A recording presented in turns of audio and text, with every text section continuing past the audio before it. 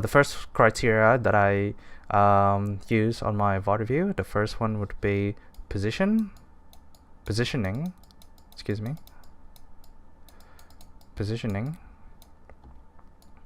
Okay, so with positions, it's all about how you position yourself in the game. A good scenario would be when you're playing Reinhardt. If you did not push over the choke, or if you just stand still on the choke, not moving, or did not push, did not create any space for your team, basically just feeding on the choke, the amount of time that you spend on the choke equals to the amount of ult charge that you're giving to the other team. So I would give 1 on the scoreboard. So 1 as in, like, if there's so many scores on the VOD review, that means there's serious problem with your gameplay that we need to take a look at. So not as in 1 that is a good score, it's actually a bad score.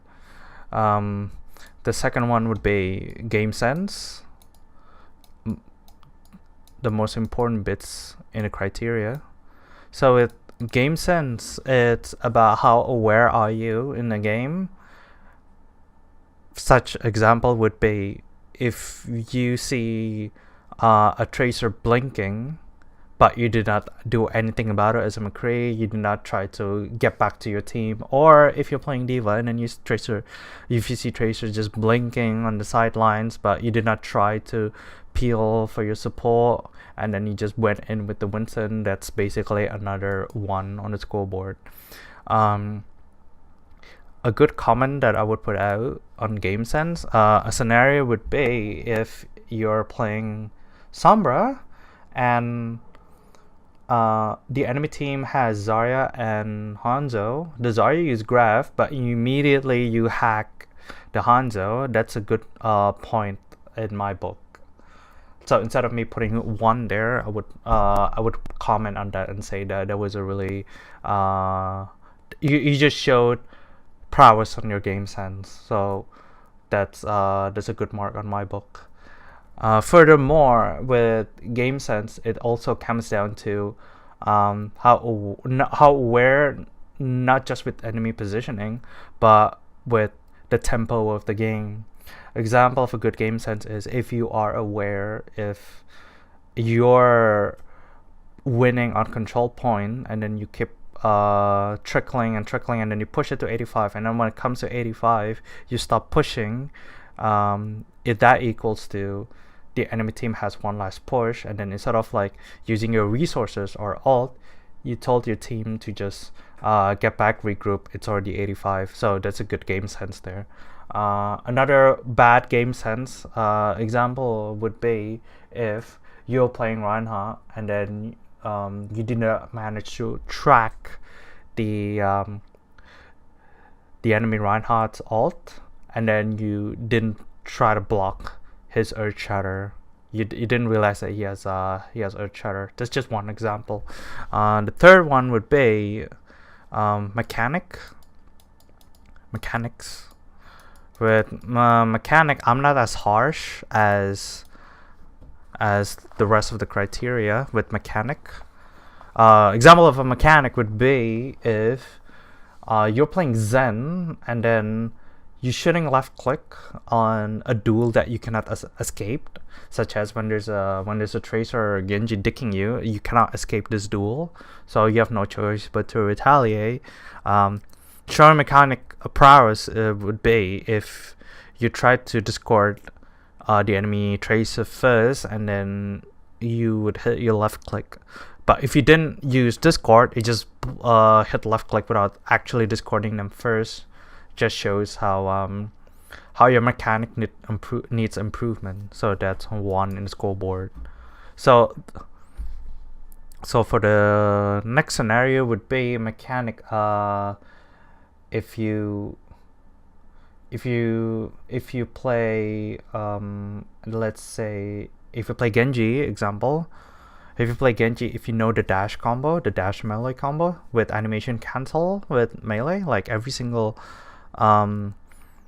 action you can animate you can animation cancel with melee, but if you didn't do that, that's just another one in the scoreboard. You should try to animation cancel with Genji, as it saves you time. And last but not least, it would be comms. So with communication, this is also really important, how you communicate yourself with the team. If you're DPS, if you ask Nanoblade with your Ana, or if you're Winston, you would ask your Diva or the supports if they're supports if the Winston's gonna dive and then it's still within LOS, or if the DPS are ready to follow up with the dive, and then the Winston give a countdown before he actually jumps, and then already point out the target before he jumps. Basically any single type of communication that are productive, like a productive communication, such as target calling, being able to keep level-headed, cool, under pressure, even when you're losing, you still be able to focus. This still comes down to communication. If you aren't able to communicate with your team to do an ult combo, that's one in the scoreboard. Example would be if you're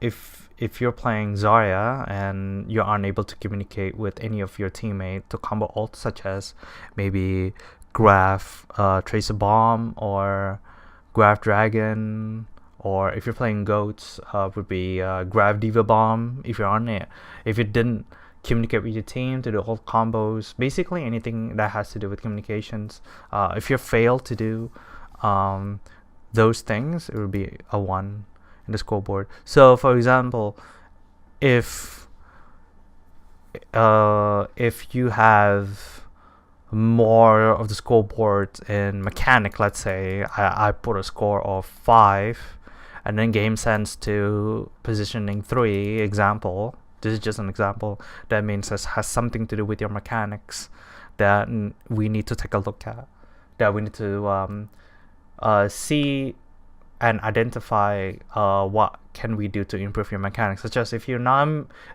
missing your shots with Widow, like all of the good opportunity with Widow, then maybe we can start thinking about tuning your sensitivity. Redevelop your muscle memory for that new mouse sensitivity, or maybe try a different warm-up routine. Basically any score, if there's any of the criteria that has like the most score, that's when how we can take a look to improve your game.